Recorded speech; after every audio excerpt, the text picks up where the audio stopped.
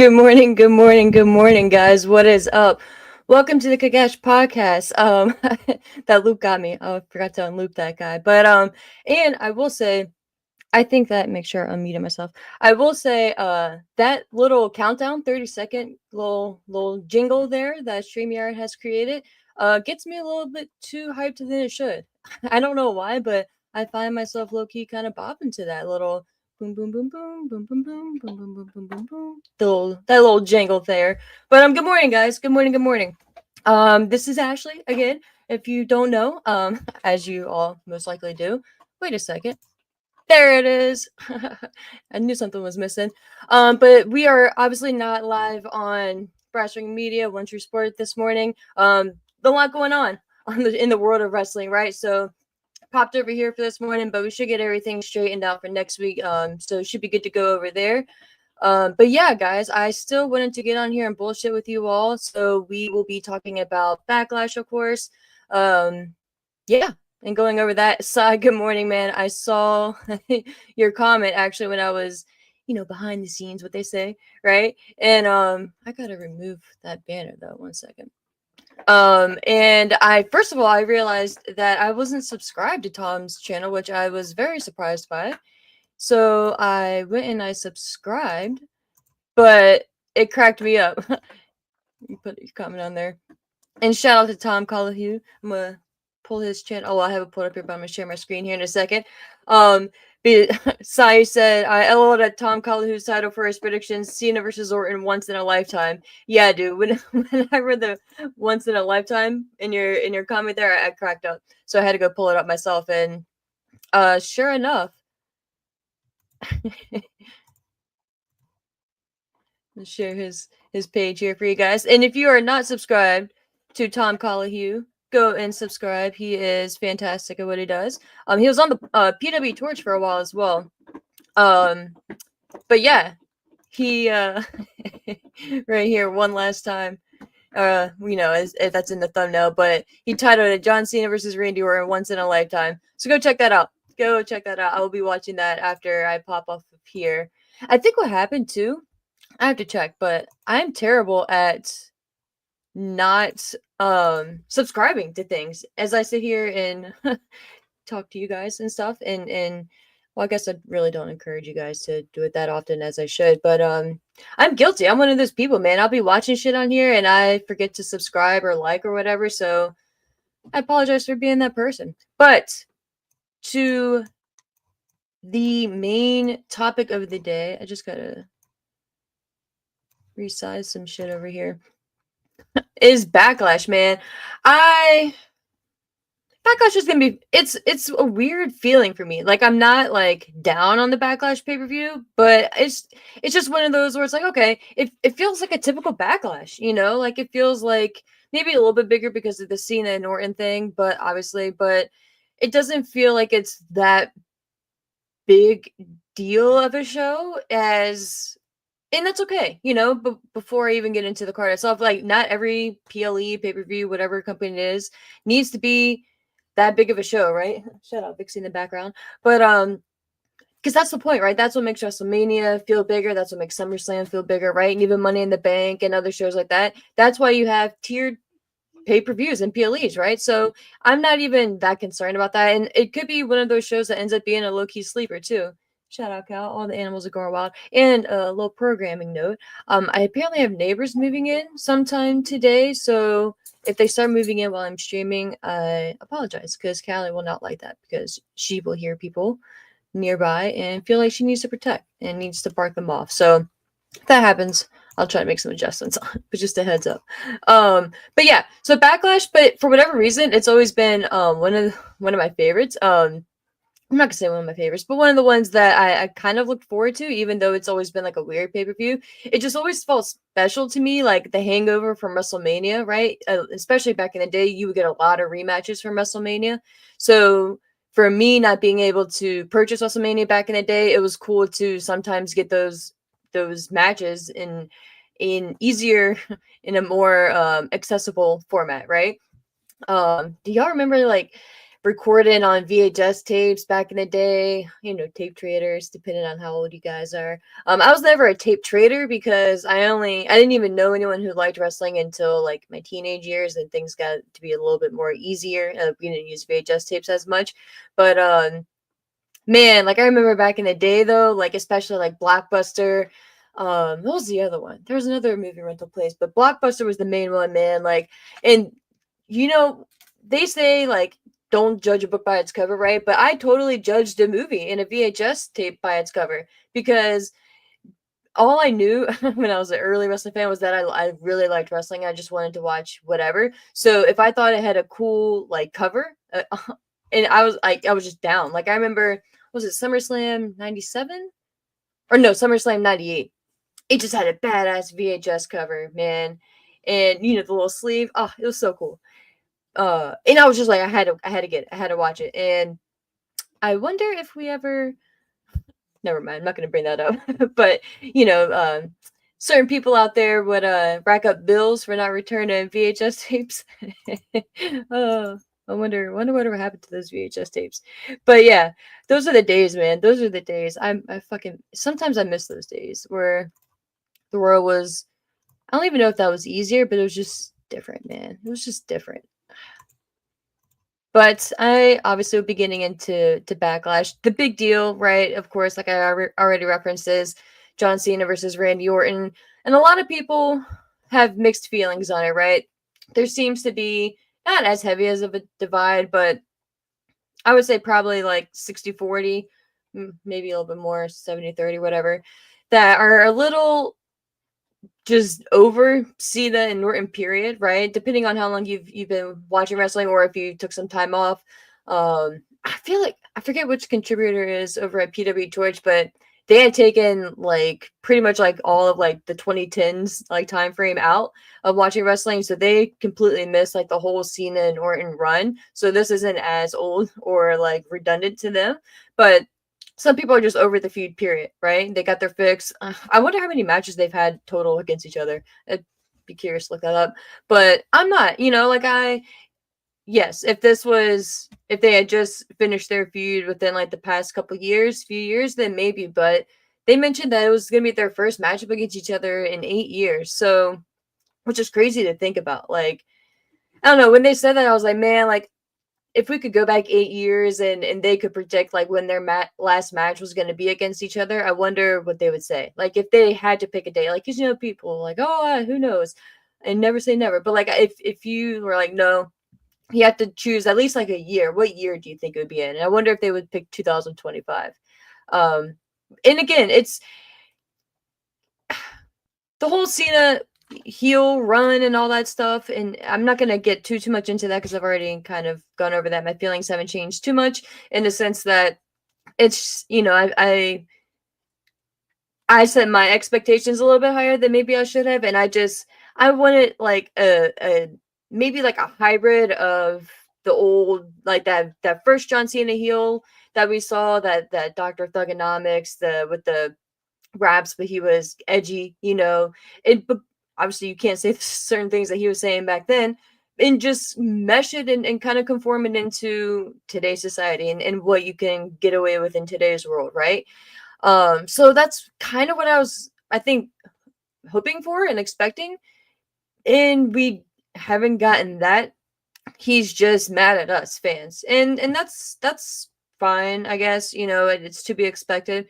But I say all that because it's still kind of surreal that we have 20 some days left of Cena date, rather, of Cena left as a in-ring competitor. I really wonder in 2026 what his role is going to look like in the company. Obviously he's not going to be wrestling, right? But I just really wonder what form he's going to take, right? I don't know if I can't remember specifically if he mentioned that he was going to, like, he was going to wear like a suit and tie. I think he said that, but I could be mistaken.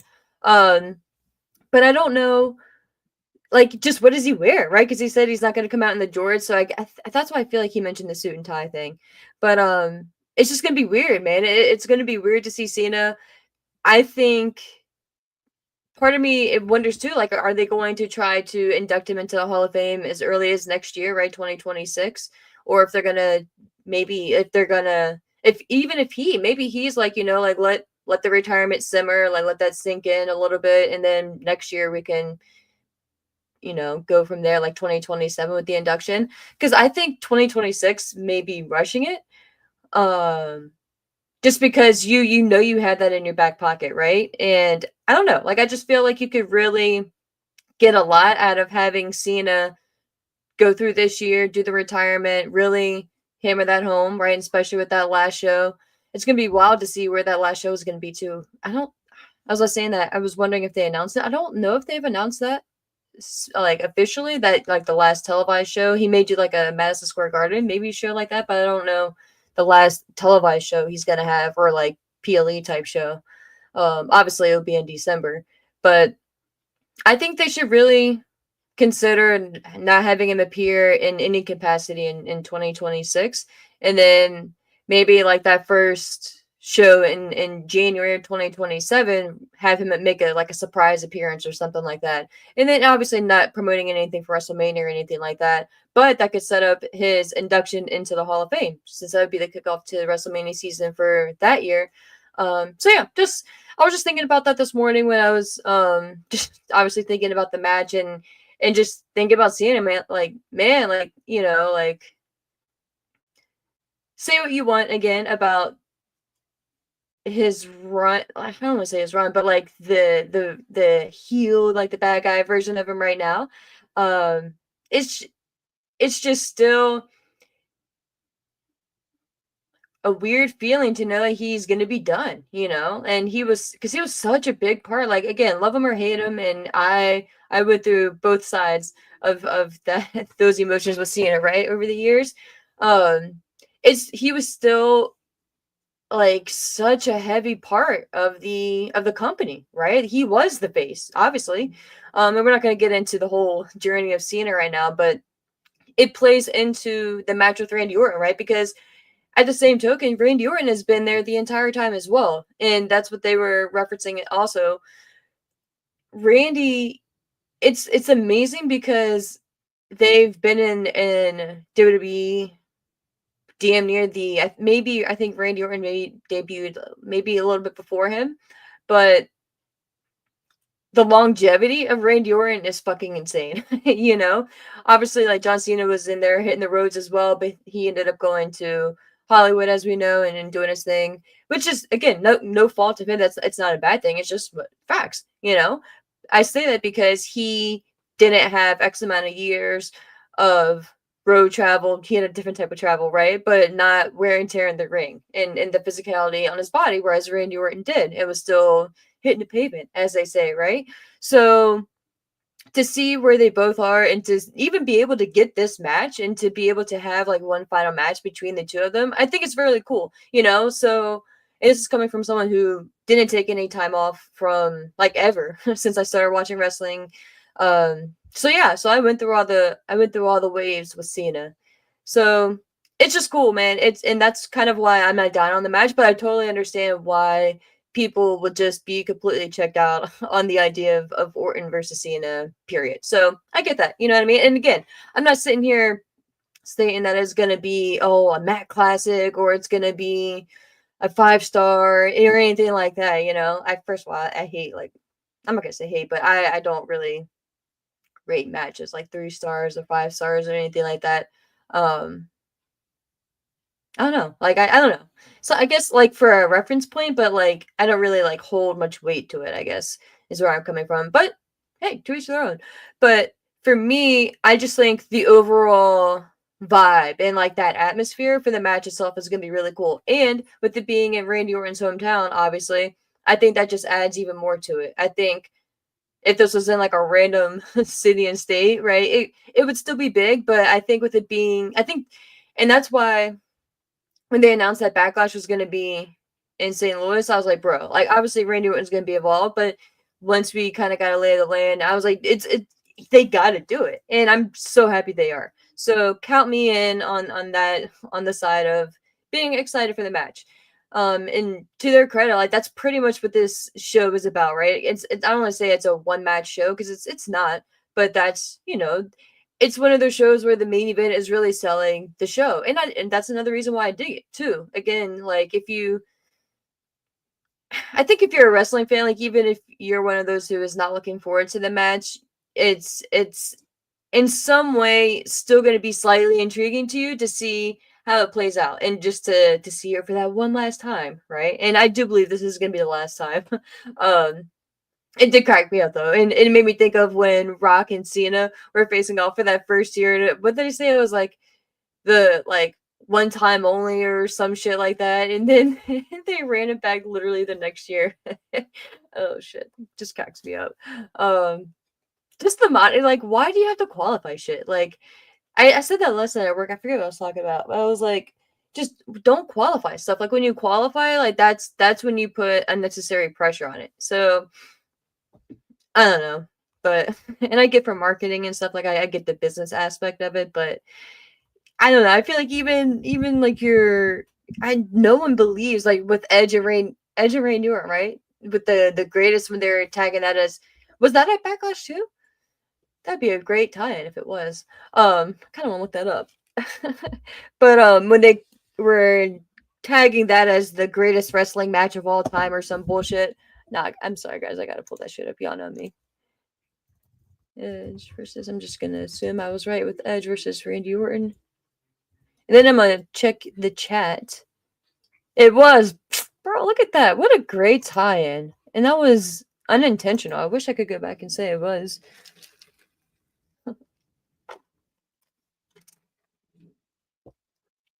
And Randy Backlash is like an interesting per view PLE for Randy Orton too. You always think about. Sorry, I didn't mean to chew ice in y'all's ear. I always think of his match with was it Cactus Jack McFoley. I forget which name he was going under. For the Intercontinental Championship. Just a classic. Just a classic. Yeah, so it was. Man, I kind of want to go through the card on this one really quick because this was the pandemic card. Damn. Yeah, I'm gonna run through the card here really quick.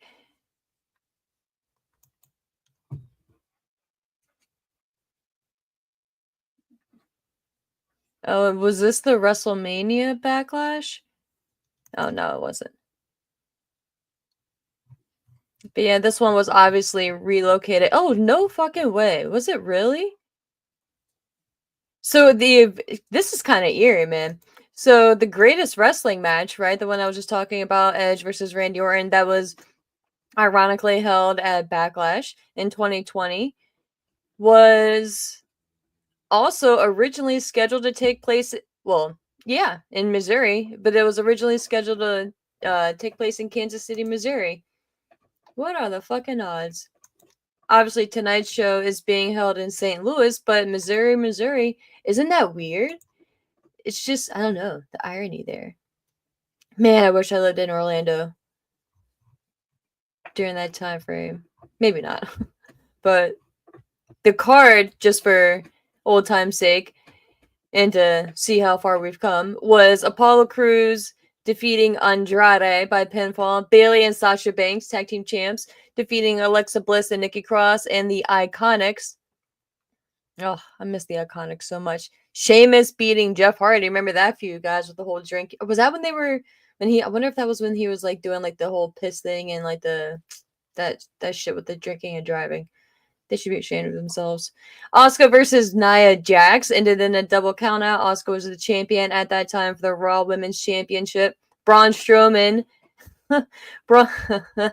Remember this, guys? Braun Strowman, who was the WWE Universal Champion, defeated John Morrison and The Miz by pinfall. That was the Universal Championship match, guys.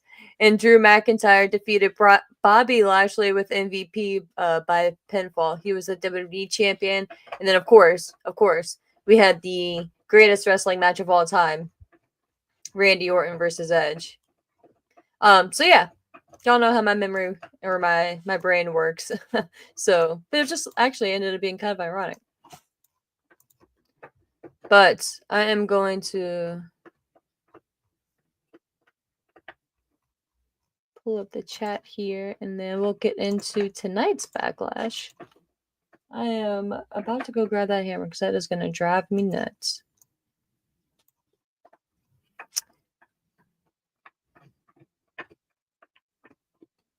All right, but good morning, guys. Again, good morning, good morning. Good morning, Sai. Good morning, Johnny. Sean, what up? What up, man? Good morning, Brad. Good morning, good morning. Good morning, Fernando. Sai, how did we survive this era? Not the lockdown, those pay-per-views, dude, right? Oh my god. I completely forgot about the Braun Strowman versus John Morrison and Miz match. Jesus, that's fucking terrible. Fucking terrible. We survived a lot, guys. We've been through a lot as wrestling fans. We deserve we deserve it, chant. Even though I fucking hate those. We don't deserve that. But yeah, Johnny said, when was the last time you bought a DVD? The world was better back then. Yeah, dude, I fucking love DVDs, and I actually almost bought one not too long ago. I was at like Walmart or something, but they have these really cool DVDs, especially like Halloween ones.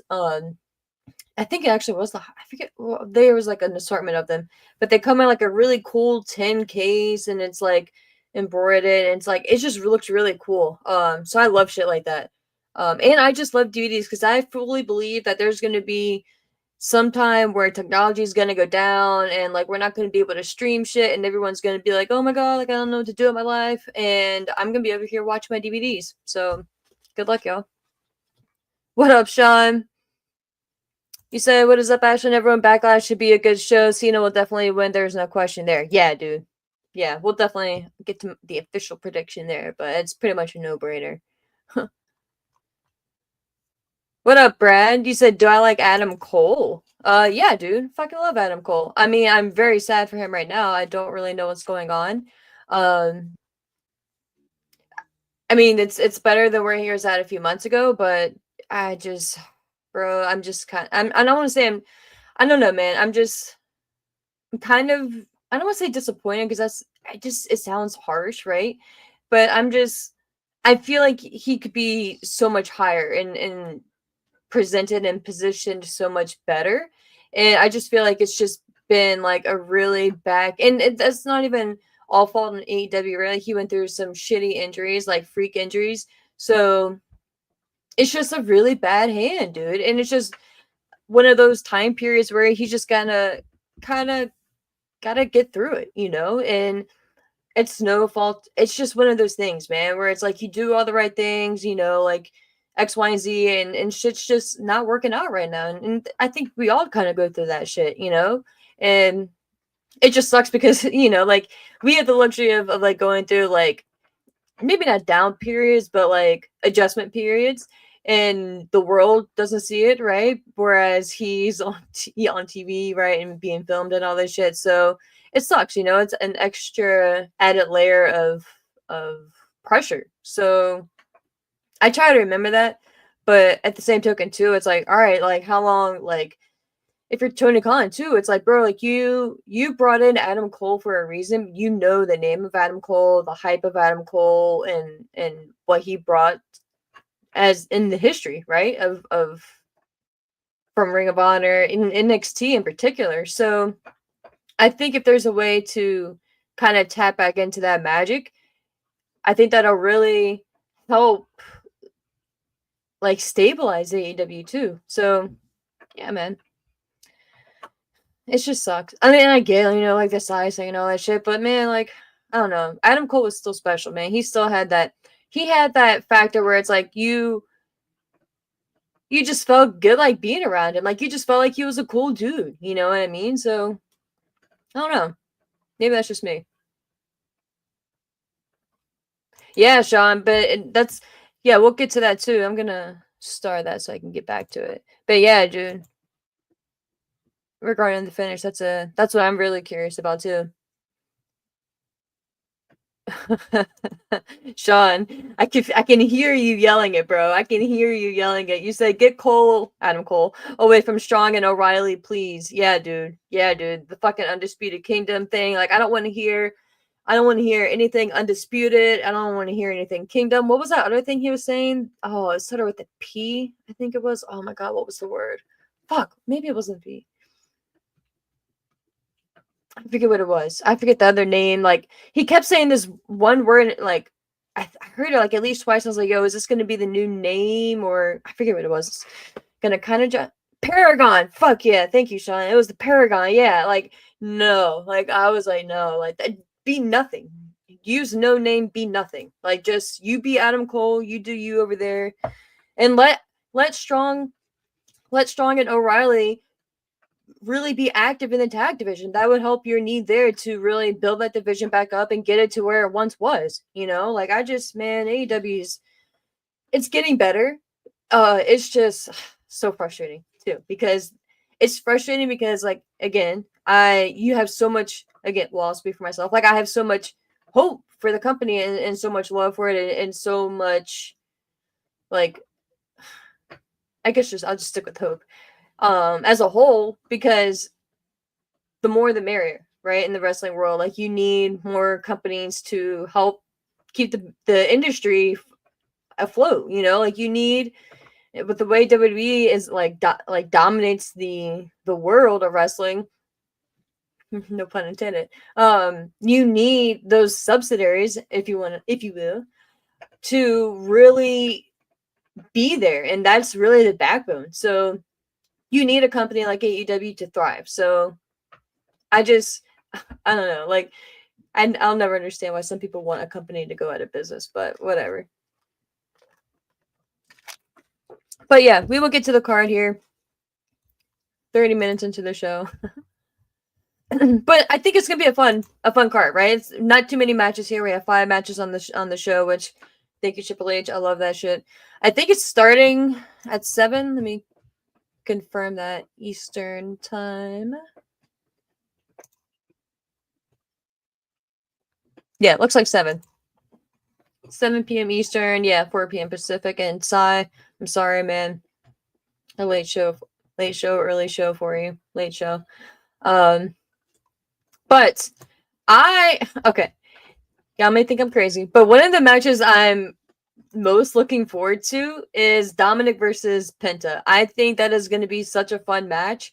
I hope, obviously, Dominic is our Intercontinental Champion defending against Penta. I hope that they don't pull the trigger on Dominic losing yet. I hope that they really milk this title run as much as they can. Because my fear is Finn is going to get involved and cost Dominic the match and do one of those things where it's like, he's getting involved and he looks like he's trying to help Dominic and he ends up helping Penta, one of those things, and Dominic loses. It's just kind of like what happened at WrestleMania, right? But obviously reversed and not in that specific way, since Finn isn't directly in the match. But it just concerns me, man, because I really love Dominic Mysterio, bro. He is so great at what he does. He's still a little shit, but like, you have so much potential there with this title run, and I think you put the title on him at WrestleMania for a reason. And I think it'd be a little foolish to pull the trigger on taking it off of him so soon.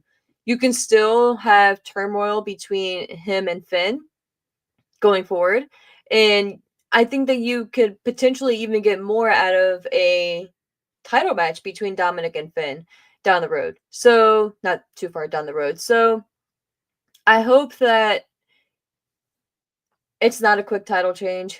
As much as I'd love to see Penta get his moment, right, championship wise, he's gonna have plenty of time for that. So I'm not really worried about Penta, and I don't think Penta would look bad in defeat, right? Especially depending on how they set up the finish. And again, like, I sometimes I bitch about finishes and convoluted finishes and shit like that, but when the story makes sense, like, it makes sense. And I think that's why you have to really pick and choose when you use like distraction finishes or shit like that. So I think this is one of those matches where you can get away with it, or you can just keep it as simple as Dominic or Finn comes out and he is just at ringside. He goes to make an interference, but it backfires on him, or it doesn't really mean anything in the match, or maybe like Penta still kicks out, or maybe Dominic still kicks out, or whatever, and then Dominic ends up doing some shady shit, or whatever, and hits Penta with the title or something like that, and still ends up cheating to win himself. And Finn's just kind of standing there like annoyed but still happy. So it could end up being something like that as well. So I don't know. I do know who I think is gonna win here. But I don't know in the sense of the Finn aspect of it all. And a lot of people are really down on the presentation of Finn Balor and how many losses he's taken and shit like that. And I totally get it too, but I just feel like he's in a different position right now, career wise. And I'm not even like, I say that because I feel like he is one of those guys where he can go through a period of now winning a lot of matches and kind of being involved in stuff like this. But man, like if you took 2 months and he cut the right promo and he was pretty much like, fuck this shit, like like this is like that wasn't the real Finn Balor, this is me, da da da, whatever he wants to say. And then he goes on like a little mini streak and like a rampage or whatever, and really like shows us again like who he was, and like maybe adds a few new moves, and maybe brings a couple of like his older moves back. Not even saying the demon, but just a different, maybe edgier version of himself, but really like tear shit up. I think it could really make a play for a potential heavyweight championship contender. I'm not saying he could be the champion, but he could get back to that point. Long term is what I'm saying. So I'm not really one of those. He kind of reminds me of a Kevin Owens, not as strong as Kevin Owens, because Kevin has a way of talking himself, into that title scene. Whereas Finn is good on the mic, but he's not the Kevin Owens, right? And again, nothing wrong with that, just two different styles. So that's, and again, like perfect world, like of course, like Finn would be in a different position, but it just sucks, man. Like when you think back to when he won the inaugural Universal Championship and had to relinquish it the next night because of that shoulder injury, it just sucks, man. Like that was really, I don't want to say the it definitely wasn't the downfall, right? But that's what really like impacted him, and it just sucks, man. But I'm happy that they have stuck with him, though. I'm happy that they didn't end up releasing him after that or anything like that, and they still knew the value of him. So, because of course, like if they would have released him, what, like 2018, like early 2019, AEW no doubt would have definitely like scooped him up, and who knows what Finn could be doing right now. He wouldn't be Finn, obviously, but man, just think about what could have been. But long story short, this one, my prediction is Dominic retains the championship. I don't think it's time for Penta yet. And again, I don't think Penta will look bad in defeat at all. And on the flip side, rather, I think it's going to be a good showcase for Penta. I think he and Dominic are going to have a really fun match. They have similar styles, as crazy as it is to say, right? But I just think that they will mesh very well together. And I think that Penta will actually really help showcase Dominic. So I'm really looking forward to this match. I'm wondering if this is going to be the opener, but I'm not, because I think placement could help this match out a lot as well. I really wouldn't want to see it second to last, like right before the Cena and Orton match, because I feel like people would just kind of, I don't know, I would kind of like to see it open the show, really, now that I'm kind of thinking about it. I think it would be a great opener match. Like, have Penta's music be the one to kick off the PLE, and then have Dominic come out. I think it'd be really cool.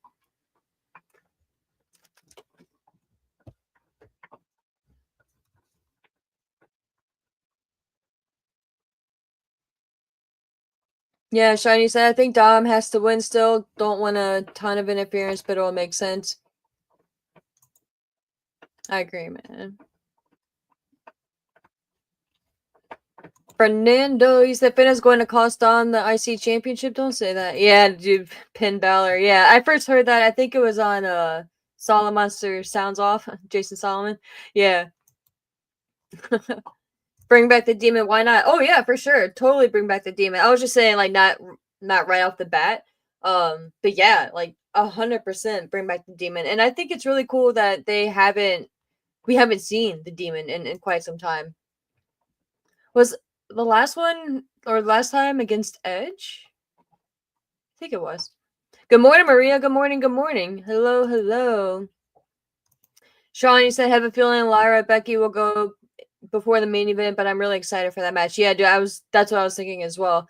Um Speaking of that, we'll get into that match next. Lyra Valkyria is our WWE Women's Intercontinental Champion facing off against Becky Lynch, the returning Becky Lynch at WrestleMania. Uh, Dude, I just, again, I'm not gonna. This is just, it just kind of feels weird to me, man. Like, I just feel like they could have gotten to this outcome so differently, and I don't know if Bailey really is or was injured or what that situation was, but I don't feel like you needed to have Becky beat up Bailey, right? Or, whatever they said backstage, and then have them win the tag team titles, Becky and Lyra, then lose the championships and have Becky turn on Lyra. Like, and it was so fast too. Like, it was the next night on Raw. It was just so fast. Like, it felt like a story that was just convoluted and just like crunched into, what was it, like 2 weeks? Not even. So I just, and again, like I appreciate, what Becky said. I'm not even as down on this version of her as her prior like attempt at like a bad guy run, right? And I'm not even down on her coming back as a bad guy. I think it's an interesting choice, but and I understand what they're trying to do as well with Valkyria trying to get her over. It just feels kind of weird to me. Like, I don't know why they needed to win the tag team championships. I think they could have just easily had Becky come in and like return. Um and maybe like I feel like you could have had, okay, so I feel like you could have had the tag team championship match at WrestleMania, had Liv and Raquel retain. Then you could have had Lyra come out the next night on Raw. It would have been, well, not the next night. I forget if they were on night one or night two, but whatever. Come out on the Raw after Mania, start to address her loss, and her goal to have been a double champion and how cool it would have been. Blah blah blah. And you still even could have had Becky come out, like come back and be like the surprise tag team or tag team partner for Lyra. You still could have done that if you wanted to do that story, right? And make it a mystery of who, kind of what they did with Jade Cargill and Naomi, have it be a mystery of who attacked Bailey, and once you saw it was Becky return, be like, have that speculation there, but not really know for sure yet. And then as Lyra is talking on that Monday or yeah, that Raw after Mania, Becky comes out and she starts to, agree with her, like, yeah, I'm so sorry, my bad, like, it would have been cool, da da da. What, obviously, whatever she's gonna say, the man, this, blah, blah, blah. And then the cliche, have her turn on Lyra and then go from there. So, I don't know. I guess I care about the tag titles more than they do. And just the perception of it. I just, in my point in what I wanted to get with the tag titles as well is that going through that quick of a transition, and I'm not even one that's against like a quick title change. I think sometimes it's needed to freshen shit up and to keep that spontaneity out there, right? And make it to where like you're not expecting every champion to go on a multi-month run, like title changes can happen at any time. Someone great can lose at any time. A good team, a good basketball team, a good football team can be going on a, remember when the Warriors are like, what did they end their season at, what, like 70, they had like 72, 73 wins or some shit. I forget what it was. But they didn't go undefeated that year, right? But they were still a kick-ass team. So there's ways that you can do that. And there's ways that you can present people. And like I hate the notion that like you have to be a champion or you have to be like undefeated or shit like that to really be successful. Like, no, like good teams lose. And that's what makes it even more of a big deal when they do lose. So I don't know. I just think that they could have gone about it differently. And I think with their releases, which we talked about on a prior stream, I think it's pretty evident that they are just done with the tag team division on the women's side, at least on the main roster. So I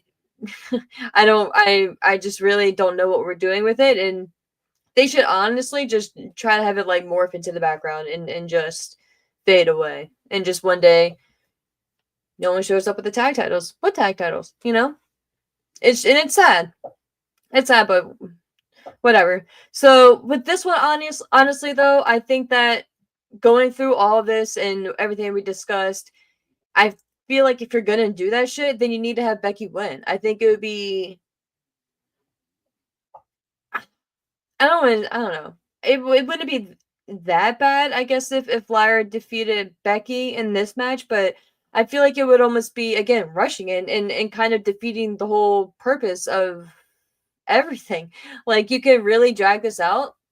I hate saying drag. I didn't mean it like that because it has like a negative connotation, but I think it could really like extend this story and really get more out of it and have Becky win, have her be the cocky champion, have Lyra be emotionally defeated, right? And she's already had her idol turn on her, right? She went from the ultimate high, being a double champ, or yeah, double champ with her idol, to losing the tag team titles and then to her idol turning on her. So I think you could really have the downfall of Valkyria right here, have her lose the IC championship to Becky, maybe take the next week off, and then have her come back the week after that. And I don't know if Becky's going to do maybe like an open challenge, being cocky Becky or whatever, and be like kind of like Cena was doing, even though he was the bad guy. But just kind of boast, be like, yo, like, I'm the man, but in a bad way, right? And say like I could beat anyone. I've already beat 90% of the people on the roster, whatever, and then Lyra comes out, tries to go after Becky, they get broken up, whatever. You could even shit. If it was me, I would drag it out. I would have Lyra take a couple weeks off, really like sell the agony of defeat. Really, not even like a physical injury or anything like that, but just like the totality of the past month and some change for her. So I think you can really get a lot out of it. And shit, I feel like if you're gonna do all this with Lyra, have her win the IC championship, have her win the tag team titles with Becky, be a double champion, even if it was only for a couple days, and then go through this like story with Becky. Shit, you might as well do everything you can and get as much out of it. So my prediction is that Lyra loses, and this extends the feud, right? And again, in the meantime, while Lyra is out, and this could help you extend it even further, you can insert Bayley back in, taking into account, or at least considering that, if she's not truly injured, if she is, obviously, take the time off. But like if Bayley's not injured, have Bayley come back and be the one to try to be the defender, right? And try to take down Becky, and then they can get their feud out. And I think that'd be a fun feud too, especially if Bayley is the good guy and Becky's on the bad side, right? Like I feel like that could be really fun. I I think that if you guys remember like the Pandemic Bay, right? Pandemic Bayley, the one who was just great on the mic, man. She was one of the MVPs. She was going back and forth with Michael Cole. I loved that version. It really showed me like her range, right? And the like just the natural ability and like the comfort level almost that she has on the mic too, that we don't really get to see that often. And I think it's because she's, I don't want to say pressured, but like she's like supposed to be like a certain way. But I feel like if she was able to like loosen up a bit and to almost let us see more of like the real her, I feel like she could be one of those people that could almost surprise us how good she is on the mic. Not even saying that she's bad, but I think she could even be like a level above where people think she's at. So, and I think Becky would be the perfect opponent for that and the perfect opposition for that. I think they have the history and they know each other, the comfort level. I don't know if like how great of friends they are, like one way or another, like personally. But regardless of that, the four horsemen women, right? Like they have been through a lot in regards to the NXT years, the transition into the main roster. Like they were the core of really solidifying women's wrestling being taken seriously. So they I think that And when you think about it, like, correct me if I'm wrong, but I really don't remember like a substantial like feud between Becky Lynch and Bailey, at least on the main roster. So maybe there was one on SmackDown, but nothing really like meaningful. And maybe that's, I don't know, I could be wrong on that, but I think it's, for whatever reason, this seems kind of fresh to me, and it seems like, or it just feels like it could be really fun if they really put some time into it, and I don't see why they wouldn't.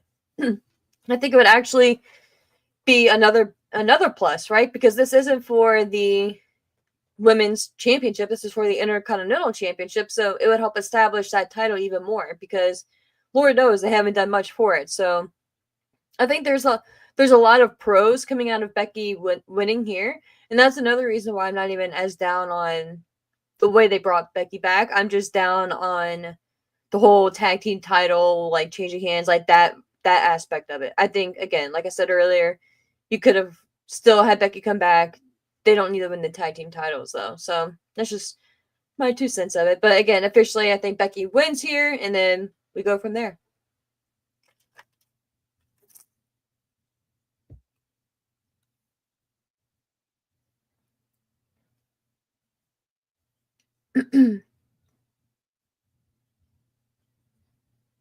I'm just reading y'all's comments here. Yeah, Fernando, you said Bailey interferes and costs Becky the match. I was thinking about that too, but I don't know. I kind of don't want that. I just feel like that's just like too predictable though. And you said Becky is bigger than the IC Women's Championship, but I think that's the problem, dude. Like, I think you need someone like Becky to really help elevate this, because then who else? Like, it kind of sucks, 'cause, like, I don't know. I think we get into that realm of like someone like a Becky Lynch can't, or if you want to take it on the men's side, like we'll go with like a Seth Rollins, for instance, right now, or a shit, I don't know. We'll just stick with Seth. Like, could you see him going back down and wrestling for the IC championship? I mean, would you expect it? No, but I think that it could be a good thing for the IC title, right? Depending on the story and stuff. So I think it's kind of one of those situations where, like, you're damned if you do, damned if you don't, if you're WWE. So I feel like I don't want to like defend them, but like, okay, so if Becky were to come back and go straight for the women's championship, I feel like people would be saying like she doesn't need to go straight for the title, right? Like, kind of like Charlotte, like, she would start to kind of get that connotation, like, oh, okay, she's been gone for so long, and she comes back and she goes straight for the women's championship, like the like the heavyweight championship. Like, that wouldn't be great, right? Like, I feel like that would get a bad perception. I feel like in this situation too, so she comes back and she's in the Intercontinental Championship run, and people, I'm not saying you, Fernando, but you mentioning this sparked my, I'm because I remember thinking about this because I read it somewhere else as well, or I've seen a couple tweets about it or something like that, saying that Becky, like exactly what you said, that Becky's too big for the IC championship and she shouldn't be involved in that title because they aren't even taking it seriously. But that's exactly why she should. You know, like, you need, if you're gonna create a championship, you need prestige to it. You need believability to it. You need to be able to get to a point where that title can make someone, because it's always like, they would always say, like, you know, like, does the man make the title, does the title make the man? And it needs to be a heavy mixture of both, and I feel like Becky can help bring this championship up a peg, and that's why I feel like she should win the championship here, especially if you're going to go through everything you just did, because you need that credibility to it. And yes, like, I feel like they made the right decision having two newcomers, right, or two newer people in Lyra and Chelsea Green win the respective mid card championships. But the feuds going forward need to be with your veteran talent as well. So I think Becky being involved here is actually the perfect slot. Because what else is she gonna do, right? So if she comes back and goes straight for the championship, people are gonna say something like the main championship. People are gonna say something about that. If she comes back and feuds with who? Like who else would she feud with in a grudge feud? Maybe against Bailey. You know, I think someone mentioned about that. You can just feud with uh Bailey without a championship, and you definitely can. But then what? Then she's gonna go to the winner of that feud is gonna go, which would be be Becky, would end up going for a championship anyway. So why not have two of your workhorses and Becky and Bailey, two of the best in-ring women's wrestlers that you have, fighting for a title that one day you want to have meaning. And is it ever going to get to the men's IC championship? Probably not. But that's the whole point of having titles, right? Like, and if not, then what do we even have this title for? Like, we just want what, like your Lyras, and we don't even have like Dakota Kai. Like, who else is gonna fight? Like, who else is gonna fight for that title? You know what I mean? So I don't know. I'm here for it. I'm here for your Charlottes, your Beckys, your Baileys, your Naomis, all those gals fighting for this championship, fighting for the mid-card championship. I feel like it's similar for the men's side too. So I don't know, it's just kind of my 2 cents on it. But again, dude, I totally totally get what you're saying there, but that's just kind of my opinion on it.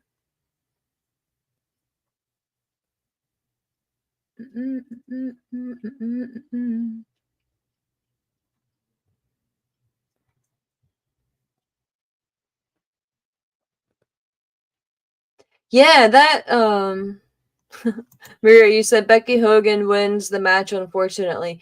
Yeah, I don't know where that Becky and Hulk Hogan thing is coming from. Yeah, oh, Sean, you said the same thing. I don't know. I don't know where that's coming from. Like, I don't know.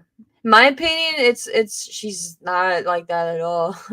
But I don't know. Maybe you've read something, Maria, or you've I don't know. Maybe there's something I've missed, but I don't see that in Becky at all.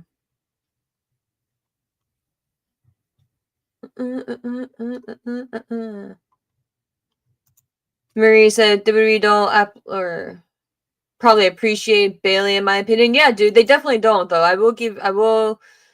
Will agree with you on that, dude. Like Bailey deserves her flowers more than they give her. And I mean she to be fair, she did going in, well, not this past Rumble, but the Rumble prior, actually, that one. She did win the Rumble, right? And did go on to WrestleMania to win the championship. So they did give her moment. So it just always feels kind of icky afterwards, you know?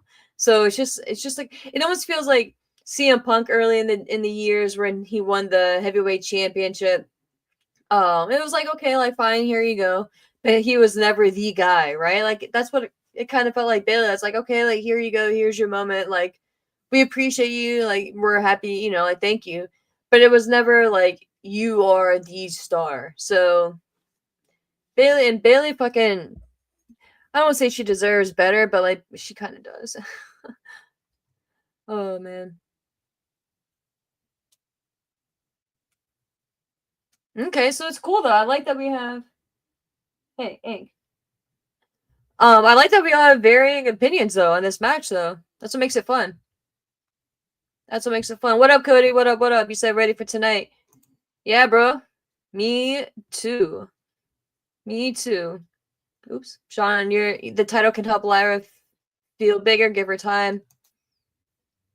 Yeah, I mean, yeah. I don't know. I feel strongly about Becky winning here and really helping with that title because Lyra should be and would be the one in my opinion to beat Becky for that championship in a few months. Like I'm not even saying Becky should go on like a long term run with the title, maybe like 2-3 months, and then have Lyra like and like because I think you can really get a lot out of Becky and Bailey too. So shit, if you want to like really like hammer it in, have Bailey like beat the fuck out of or Bailey, have Becky beat the fuck out of Valkyria, right? And really like injure her or some shit to give Valkyria an excuse to be out for a little while.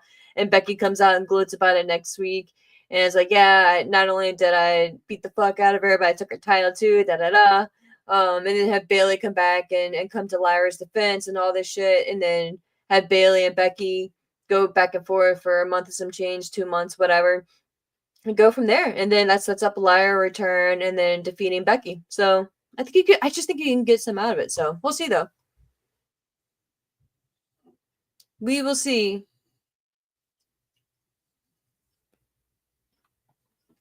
Mm-hmm. Sean says Lyra needs to get a big win over Becky. I'm in the minority, but I will stick with it. Build a new star, and Lyra is building a fun personality. Yeah, bro. No, I really dig it. To be honest, I wasn't expecting this many varying opinions on this match, but I love it, dude. I fucking love it. It's great. Um, whatever, bro. But yeah, dude. And again, like I totally understand it. But if Lyra beats Becky right now, where does Lyra go? Like, where does she go from here? Where does Becky go from here? So that's why I just feel like I totally agree with you, but I feel like the overall story for this could really do so much more for Lyra than just a quick defeat of Becky in their first matchup against each other on the main roster in this form. You know what I mean?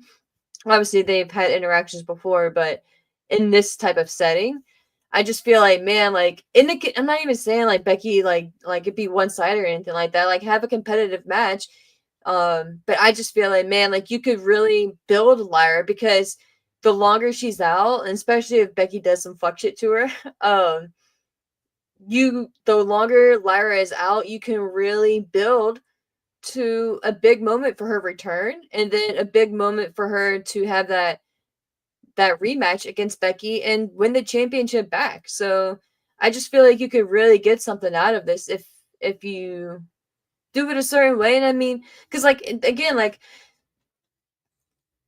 let's say Valkyria does win. Let's say they have a kick ass match. They go 15 or so minutes, whatever. It's a great in ring match. And whatever happens, Bailey interferes and costs Becky the match. Like, okay, cool. So Becky's gonna be feuding with Bailey after that. Then what does Lyra do? So I don't know. Like for me, I feel like you've actually set up a scenario where you do have a story available for your mid card championship as well, which is kind of hard to do sometimes, especially for the women's division. So really milk it for what you can. So we'll see. We will see though. But Sai, I agree, man. You said they need to pick. Are they building a star or building the belt? So what side are you on though? In that, so are you meaning that they need to keep the title on Lyra to really build like I guess the title reign or like the longevity of the title? Because like I guess like in that aspect, I do agree. Like quick title changes aren't a good thing, right? But she's held it for since what, March now. So I mean, it's only been like 2 months, and then if Becky holds it for 2 months, like I get that aspect of it, but if they do it right and Becky wins the championship and she really like puts in effort and like in the sense that like in character wise, like she really like has some good matches with it and really like establishes the meaning and the importance of it, I think that she could really do a lot for it. So I hope. Or it could be a big clusterfuck. So we'll see, man. We'll see. Yeah.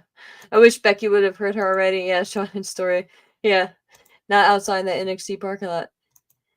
Inside said me, I think they need to build the belt for a bit, give it some credibility, and then have Lyra win it. Okay. So you're saying that so do you agree with me that you think Becky should win tonight? Win the championship, hold on to it for a bit, and then have Lyra win it back? I think that's what you're saying. I think that's what you're getting at. Um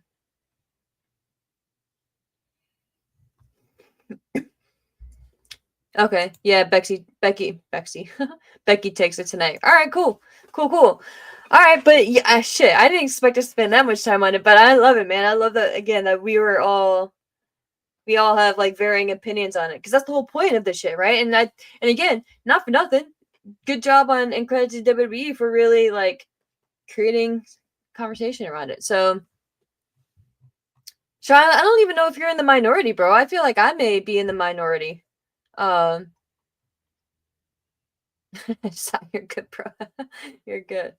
What up, William? What up, bro? Say happy Saturday. Showtime speaking. IC title. Finn will screw Dom. This is where Finn turned on Dom. Dude, we actually just talked about that match prior to this one. So your prediction is that Finn will screw Dominic. This is where Finn turned on. Okay, man. We'll see, man. We will see. We will see.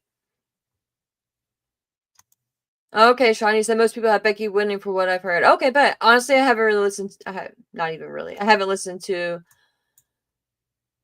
I think I've only listened to like one prediction show so far on tonight's show, and that was like 4 days ago.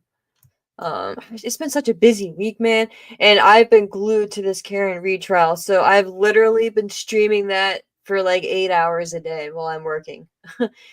um, and after work, and it's just to be honest, like I've spent more time watching that trial this week than wrestling. I've caught up on wrestling though. I've seen it all, but like that Karen Reed trial, bro, is just fucking unreal, man. Unreal. I can't even get started on it. Ugh. But next up, we have Jacob Fatu, our United States champion, defending against LA Knight, Damian Priest, and Drew McIntyre. Another fatal four-way match. This one I think is going to be really fun, though. I think it's going to be a hard-hitting match. We have another multi-person match, but I think this one is going to be fun. There's a lot of intertwining stories here. So I just think with this one, it's going to be one of those, like, all the big guys go out there and just fucking just, like, beat the shit out of each other, you know, and, I mean, you got LA Knight in there, too. I mean, he's a bigger dude, though, like, muscular, but, I think it'd be crazy if they took the title off of Jacob right now. So I see Fatu retaining, and I just see him being a monster. Well, what do they call him? The Wolverine? Not the Wolverine. Fuck. I always forget what they call him. Jacob Fatu. Ooh, I butchered his last name.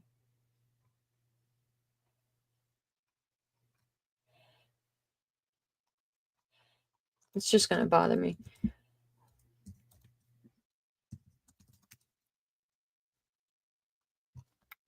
Whatever.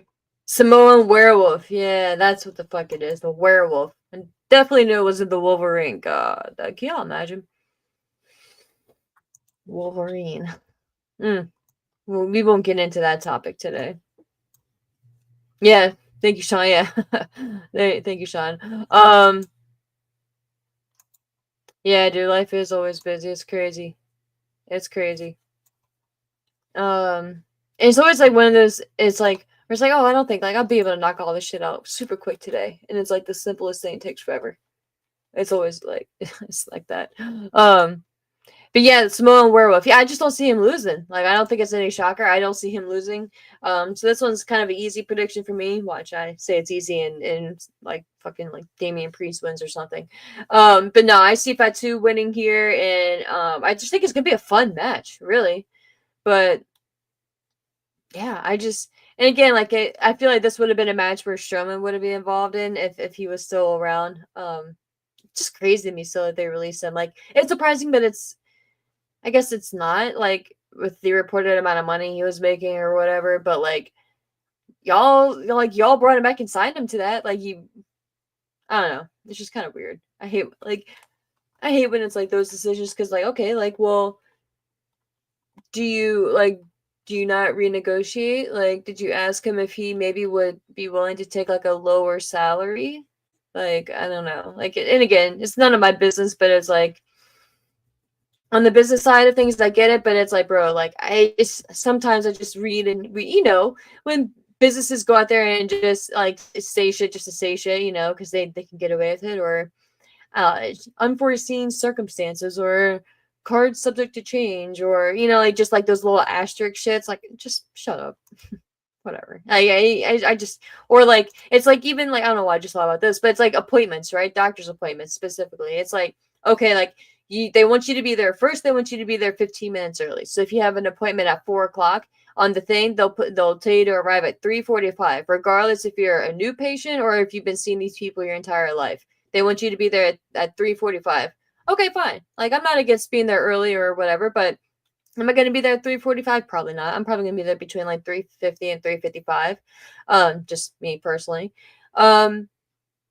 But now, because I'm one of those people, like, I'll get there, like, I'll be sitting in the parking lot. I'll be there, like, in the area at like 3:40, 3:45. I'm sitting in my car for a little bit, and then I'll walk in. But no, like, you'll be in there, you'll be on time or whatever. But if you're 10 minutes late, 15 minutes late, nope, you got to reschedule, and they're going to charge you with the fee. So you better not be late, right? But you can get there, be on time, and be waiting for that motherfucker for like 30 minutes out in the lobby. And it's like, what? Like, are you going to give me a credit to my bill because I just sat here for 30 minutes waiting on you? No. But if I was late, I'd be charged like what, $100, $150? It's crazy. It's just crazy. And that's I don't even remember how I got into it. But that's why I feel like sometimes with these businesses, man, they just be making up like bullshit excuses. Oh god. I just annoy myself sometimes. But yeah, dude. This match is gonna be fun. I'm just looking forward to it. And again, I think it's just gonna be a showcase. Oh, with the Strowman contract. That's what it was. I just think it's gonna be one of those matches where it's a showcase for Fatu, and I'm here for it. I am here for it. But the next matchup that I am surprisingly looking forward to is Pat McAfee versus Gunther. Say what you want again about McAfee. I get it. He is not everyone's cup of tea. And commentary sometimes, maybe most times lately, is a little hit or miss. But to me, like I'm a fan of McAfee. Like he cracks me up sometimes.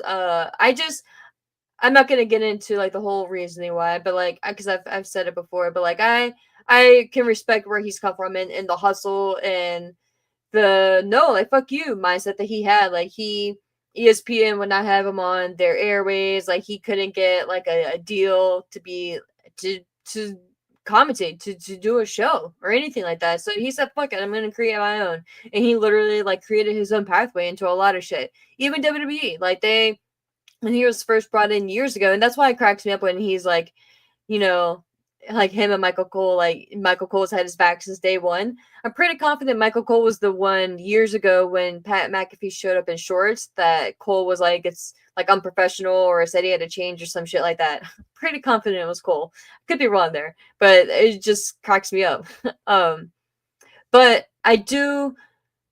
So getting back to Gunther and McAfee, I do appreciate the love that McAfee has for the business and the respect that he has for the business. Now, again, like sometimes the shit he says on commentary is cringe, right? With like the poop and all that shit. No pun was intended there. But he respects wrestling and he knows that it's not just oh, like anyone can do it type thing. No, like he has been a fan. Like he's not just one of those celebrities who came in type shit. Like unless you're super new, like the work that Pat has put into it. And he was doing this shit in NXT with Adam Cole, right? Speaking of Adam Cole from earlier, like it's not like he came in and his first match had to be at WrestleMania or like on the big stage or anything like that. Like, yes, he had his WrestleMania moments. Yeah, he did. But he has put in the work. And again, like I'm not trying to say he has like this long tenure path like an indie wrestler or anything like that. But he has not come in and just expected things to be handed to him, in my opinion. Again, I could be completely wrong, but that's just my opinion and kind of my perception. And yes, do people go out there and kind of blow smoke? 100%. But the promo that he did this past Monday, y'all, he really... Oh, I gotta sneeze.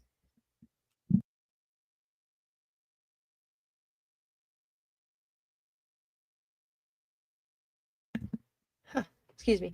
But the promo that he cut this past Monday on Raw against Gunther, like, he did a great job. And again, like, this past Monday, I think it was maybe the week prior as well, he, when he was saying that he didn't want Gunther suspended, did he get a lot of time too? Yeah, like he did. Maybe a little bit more time than some people would be allotted, but he has a way of really drawing people in, and he is a really good host. He is a good spokesperson, and especially if it's something that he believes in, and you can tell he believes in wrestling, right? Like, this dude does not need to be doing commentary, right? Like, again, say what you want, whether if you love him or hate him on commentary.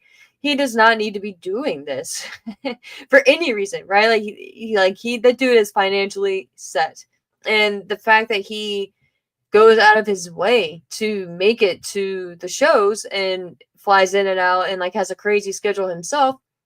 I respect that. So I will always give him props in that regard. Again, I understand he is cringe a lot of times, so I will not acknowledge that. But I think that, and if this match, looking at it on paper on screen, kind of looks absurd, right? Like, you would not think that Gunther versus McAfee is a level for Gunther, right? Is a quality opponent for Gunther, right? It'd be like a step down for Gunther. But I don't even like, and part of me is slightly surprised, but like, I don't even feel that. I feel like they have done a good enough job setting the backstory, right? A quick little story for this. And if you would have asked me going into WrestleMania what I thought Gunther's follow-up feud was going to be, I don't think I would have ever chose McAfee. So I don't know, man. It's just going to be fun. I think that McAfee is really going to put in a good performance, and I think that he's not going to take this for granted either. And he has always spoke highly of Gunther, right? And he knows Gunther's a badass. I think Gunther is gonna chop the fuck out of McAfee. So I can't wait to see that. Yeah, like, I just feel like it's gonna be a fun match. Am I expecting it to be like a classic or anything like that? No, and I think that's what makes it even a little bit more fun too, because there's really no true expectations for this. You're just kind of going into it to see what it ends up being. So we'll see. We'll see. But officially, my pick is Gunther. I think it would be kind of crazy if McAfee beats Gunther.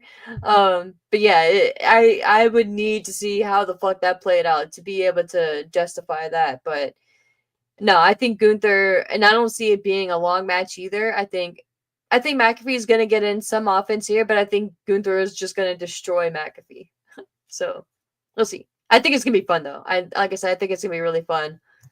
Um, but going through the chat here really quick, and then we will be on to the main event. We've spoke about it already a lot at the beginning, but we will officially get to it. Da,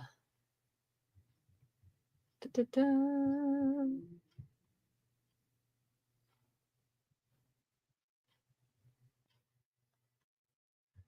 Okay, Shawnee said, I like Braun, but there wasn't any higher. I like Braun, but there wasn't any higher he could have gone. Oh, there wasn't any higher. Shit, if I could read. There wasn't any higher he could have gone. I totally see your point, Ashley. Oh, thanks, man. Appreciate that. Yeah, but again, I agree with you too. Like, he had kind of done everything he could have. And again, yeah, like you said, Bronson Reed, when he gets back, will be a huge priority and take that spot. Reed has so much potential. Good point there, dude. Very good point. Exactly, Fernando. I hate that I'm being on time and wait forever and they're never on time. Exactly, dude. Exactly. Oh, shit. Okay, dude. You said I got my tickets for the NXT show this Tuesday. Right on, dude. Wait, so I'm sorry. So you got tickets for this NXT show on Tuesday, or you got tickets for the NXT show? Are you talking about the show that we had talked about, like the Battleground show? Those shows in Tampa? Which one were you referring to?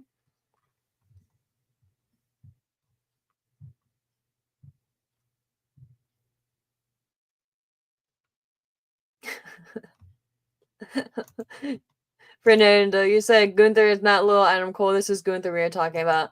Yeah, but I mean, like, I think it's gonna be a good match though, bro. Like, and again, it's not gonna be no classic, but it's gonna be fun, man. It's gonna be fun.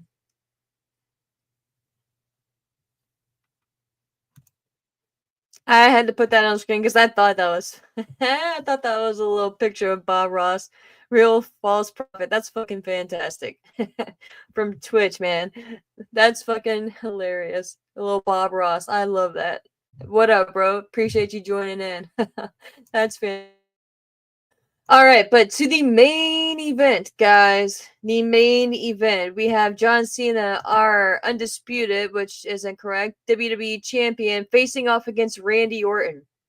Again, we've already spoken a lot about this match earlier. The history of it. The man, I think the atmosphere itself is going to make or break this match, really. Because again, this isn't going to be a Mac classic. This isn't going to be, one that you go in there looking for to study the wrestling match, in the sense of you want to study the wrestling moves. You want to study the handling of two of the greatest stars, man. Like, say what you want. Again, we're not going to get into it again, but two of the kingpins, if you will, from the last 20 years at least. So I think the match itself, the questions that we have coming out of it and going into it are really what makes the match what it is. So it's not even a matter of who do you think is going to win, right? Because I think the majority of wrestling fans, even your most diehard fans that are going to be out there in Randy Orton's hometown, right? I think even them, like, they know Cena's going to win, right? But it's, what does this match look like? Who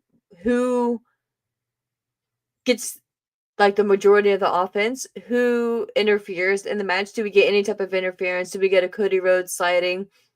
Is it just a straightforward match between the two of them?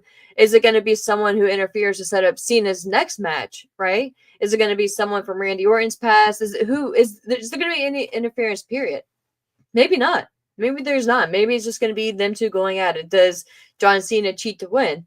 I think that's probably going to be more likely, which I'm not advocating for. Because I think it'd be kind of crazy if Randy Orton just straight up lost. And if they do have that, then props to them. But I think it'd be kind of wild if, like, what Randy Orton passed down the STFU. Like, I really don't see that happening. Even though I didn't see Gunther tapping out at Mania either, but I just, man, I don't see Randy going down like that.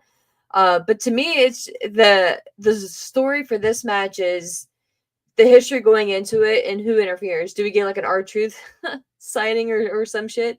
And wouldn't that be crazy? Like, think about it. You want to talk about turns? Imagine if we get fun-loving R-Truth coming out, like he's, all smiles and shit, but he ends up having that stale face moment like Cena did, and he's looking at Randy Orton.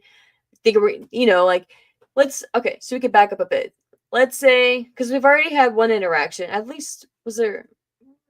I think I'm missing one. But the first interaction when Truth was backstage and Cena just gave him a stone face and just walked right by him. I think that was planting seeds, right?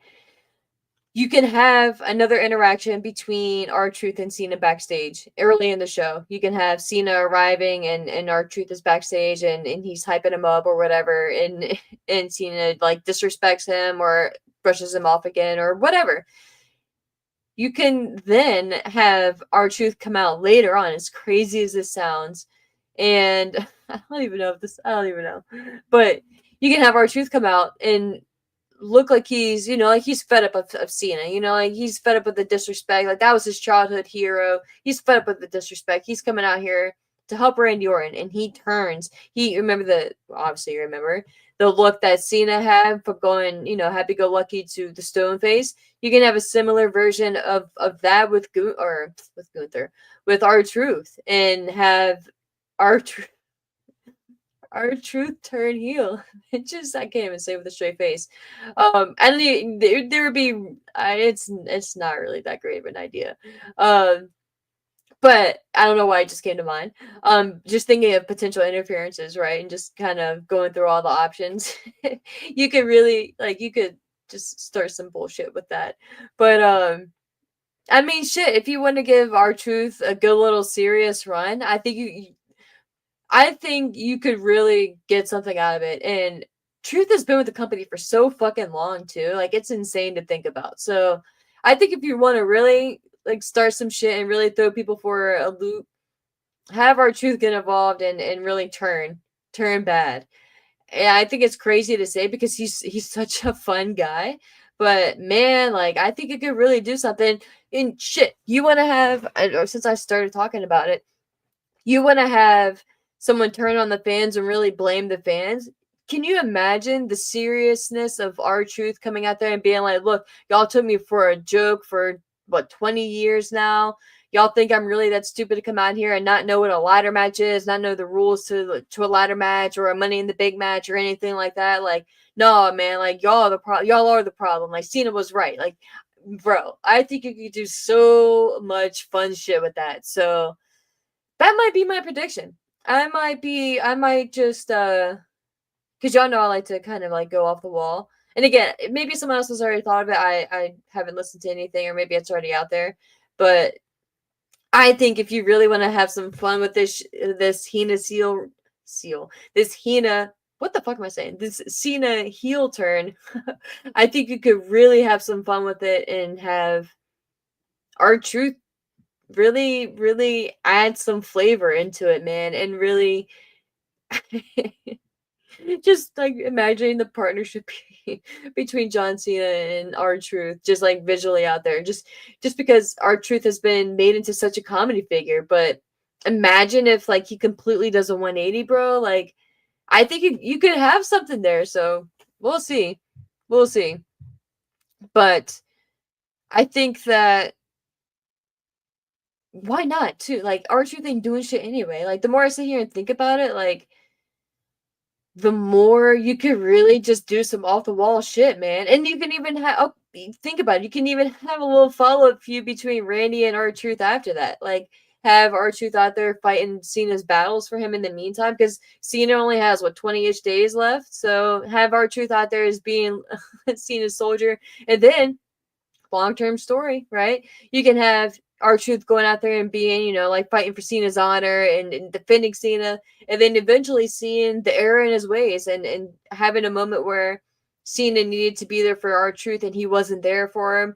And R-Truth was really like, he just wakes up and he's like, fuck, man, I was wrong. Like Cena is like this piece of shit, like whatever. And then they can have a match against each other. I know R-Truth isn't the priority, but like, and I don't know if you would even want to like use, and that sounds disrespectful, but like I think you could. Like I think it could be fun, right? So even if it's like on a Saturday night's main event type of show, have that could be the one in May. Oh no, it's too soon for that. Damn. But I was gonna say, yeah, that could be the one I'm going to, but that's gonna be way too soon. But yeah, you can even have like that long term, right? And then have Cena versus R-Truth at like not even a PLE show, but like a Saturday night's main event type thing. So I think that would actually be perfect. So I don't know, man. That's fucking crazy, but just a thought. Just a thought. But I'm gonna jump in the chat here. But yeah, so really quick before I do that, to wrap up my thoughts on it, I think it's a no-brainer. Cena retains here. It's just a matter of what the ending of the match looks like and what it really sets up going forward. So that's why, R-Truth maybe ain't that big, maybe that ain't too far off of a speculation there. But those are the only matches on the card before I get into your chats again here, because I just realized that is the last, obviously, the main event, and that's the end of the Backlash card, which I love. I love that it's 5 matches, quick to the point, with the start time being at 7. I think there's a UFC show tonight too that starts like around 10:30. I don't know why it'd be 10:30. It's gotta be like at 10. So I can imagine them wanting to probably get done so they don't compete with their partner there. So quick PLE in and out. That'd be fun. I sadly have to work tonight, so I'll be watching on delay, but I don't know what my schedule's like tomorrow. But I definitely want to obviously watch the show and potentially do a review show. So TBD on that. But I just want to go through your chats here, and then I will be jumping off. But again, thank you guys for joining me over here. I appreciate it. Normally, we are live every Saturday morning, 10 a.m. Eastern, at on the YouTube channel over on Brass Ring Media, merged with One True Sport.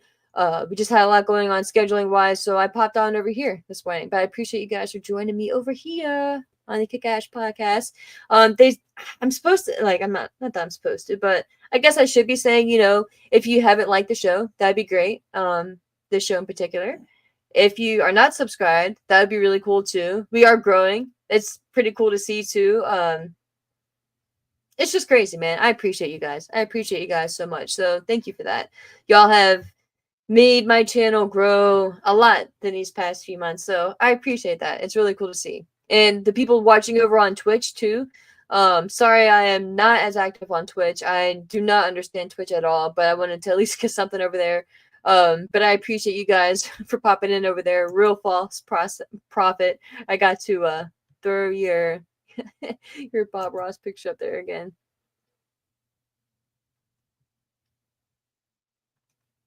No fucking way, Sai.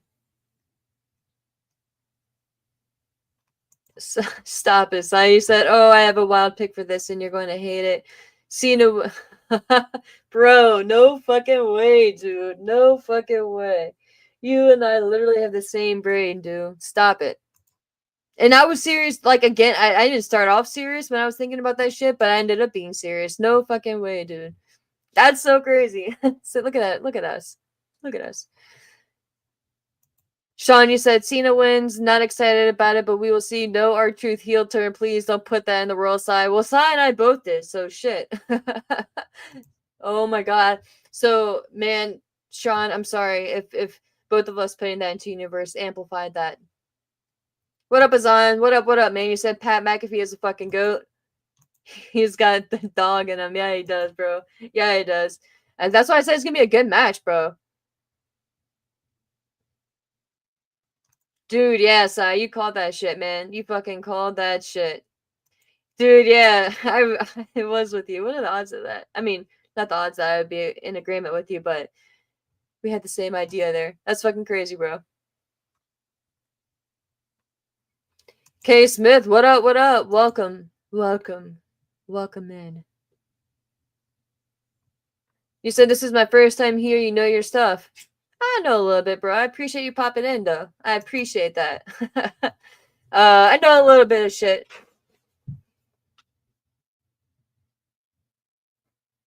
Just enough to get me by. Sai said, I just don't want R-Truth to end his career having been a joke for the last decade. He's above that. Exactly, dude. Exactly what I said, too. And he's been doing this story about John Cena being his idol for so long, bro. Like, and I know, like, when he reverts to the seriousness, like, he can explain that too. But like, and he can even explain that. He can explain that and kind of twist that into being like, I'm not some fucking idiot. Like, I know, like, when he's talking about like the rules and the matches and all that, he can be like, and I know, like, obviously, like, I think he's even older than Cena. So like, like, or whatever. Like, he had been wrestling longer than this. Like, it's just, we all get the joke, right? So he didn't grow up watching John Cena. So he can even play that into it as well. Like, there's just so much you can, like, so many fun things you can do with that, man. Like, I hope they do. I hope they do. Nah, Fernando, I'm not doing a watch along because I have to work tonight, bro. I have to fucking work tonight, man. All right, thank you, Fernando. I appreciate that. I appreciate you appreciating me back. Yeah, Zion. I hope El Grande Americano shows up. Every time I read his name or hear his name, I think of Starbucks, dude. It's just hilarious to me. It just sounds like a Starbucks drink. It just really does. It's funny. It's funny as fuck, bro. Yeah, Sean. K. Smith wants to know, do you have Cena turning face before he retires? Okay, and Sean says, yes, he will. Yes, K. Smith, welcome to the family, man. Welcome to the family. I appreciate you subscribing, bro. I appreciate that. Since you're new here, like, I don't know if you were here when I mentioned it just a little bit ago, but normally Saturday mornings I am live over on One True Sport Wrestling Media YouTube channel. But then I obviously do my own shit over here as well. But I appreciate you joining me over here. But that's just in case you wanted to check me out over there and join the fam over there as well on Saturday mornings. But yeah, dude, have a nice little community growing here. So I appreciate you popping in and joining us, man. Hope you stick around. Maria, you said Twitch is annoying. Dude, like I tried, like I don't understand that shit, man. There's so much to it. And to be honest, when you just go to the homepage, there's just so much shit. Like it's a little bit overwhelming for me.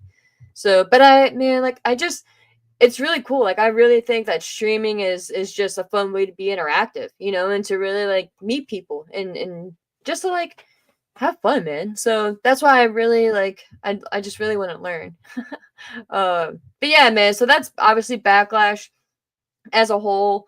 I will be jumping off here soon, so I appreciate you guys as always for being flexible and jumping in and watching along with me and being interactive in the chat, watching on replay when you do, and just being out there, man. Like, I could very easily be sitting here talking to myself, which is what I do, but I most likely would not be streaming that. um, but no, for real, like there's so many different choices out there for real. Like there's a lot of different options, so many different options. Like I feel like every time I open YouTube, there's a new like wrestling podcast that's jumping in my algorithm and shit, which is fun.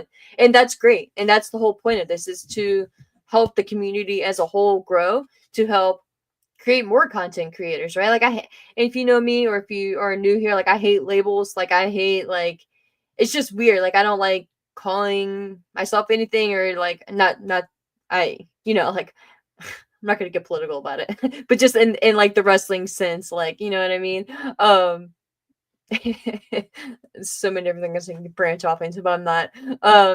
In the wrestling sense, like, because I don't like. I guess like I'm a content creator, right? Like I'm sitting here like creating content. Like if you want to like break it down like definition wise, but like I'm just here, man, just like shooting the shit with some friends, man, and some people out there in the world who enjoy the same thing that I do, and that's kind of like my approach and my mindset behind it. So I'm just happy that you guys like to shoot the shit with me and you pop in. So with that being said, tomorrow, let me see. 1 second.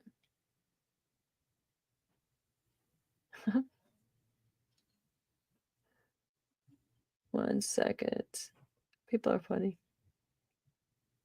Tomorrow, I think tomorrow, honestly, TBD. So follow me on Twitter. Not again, and if you're new here, or if you, my nose ring is bothering me, or if you're not, and I'm not really like a big promoter, and like I don't be like plugging shit or whatever. But I just say follow me, and that's honestly why I say to follow me like on Twitter and to like subscribe to this shit, just because I am so last minute and so like spontaneous is what I like to call it. um, I'll post shit when I go live, so there's that. But Sean, I appreciate you, bro. That's very kind of you. You are one of the best, man. You are the best. I appreciate your support, Sean. If you guys are new here, he supports a lot of the wrestling channels out there, and I'm very, very lucky to have him here. Very lucky to have her here. Yeah, even if we disagree. Facts. So Sean, Sai, I appreciate you guys so much. Sai is the creator and the the architect of the channel with the overlays here. He's the man. So you guys, Fernando, Maria, K Smith, I'm happy you're here, bro. You are going to be a staple. I can feel it. Azan, I appreciate you popping in when you do, man. Johnny, all you guys, I appreciate it so much. It's really fun, really fun. And if I get you, it's nothing personal. William, I'm scrolling through here because I don't like to. That's why I try not to call people out, because then I feel bad for the people I don't. Cody, all you guys, I appreciate you guys, man, really do. But yeah, that is the end of the show. There is so many other things that we can talk about, but I am not going to, because you guys know me and I can sit here and talk for another 2 hours. So I'm gonna give you, that's what they like to call it at work, I'm gonna give you time back in your day when we end things. Last time we got off work an hour early, I was fucking blown away.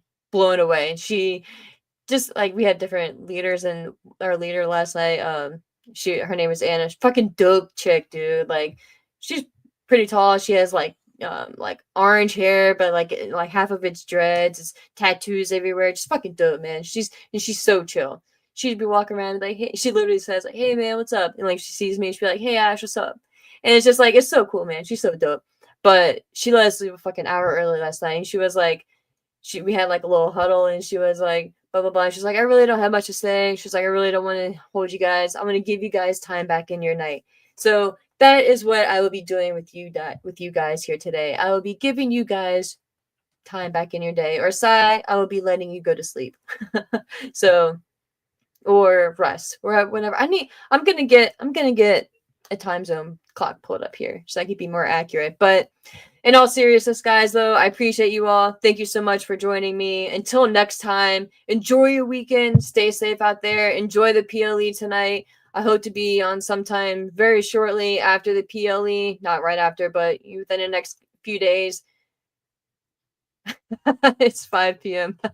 That's why I was like, after I started going to sleep, I was like, because I'm used to like streaming it like when I'm on Kick Ash podcast, when I'm over here, I'm used to streaming like in the evening. So I'm used to you being ready to go to sleep. Yeah, you're not that old. No, you're not. You're not. You're not, bro. Cracks me up. But for real, y'all, I appreciate it. So Sai, you go get some dinner, man. Oh, it cracked me up. But yeah, enjoy y'all's day. Enjoy your night. Enjoy Backlash, and I'll talk to you guys soon. Stay safe out there. Enjoy some wrestling, guys. Take care.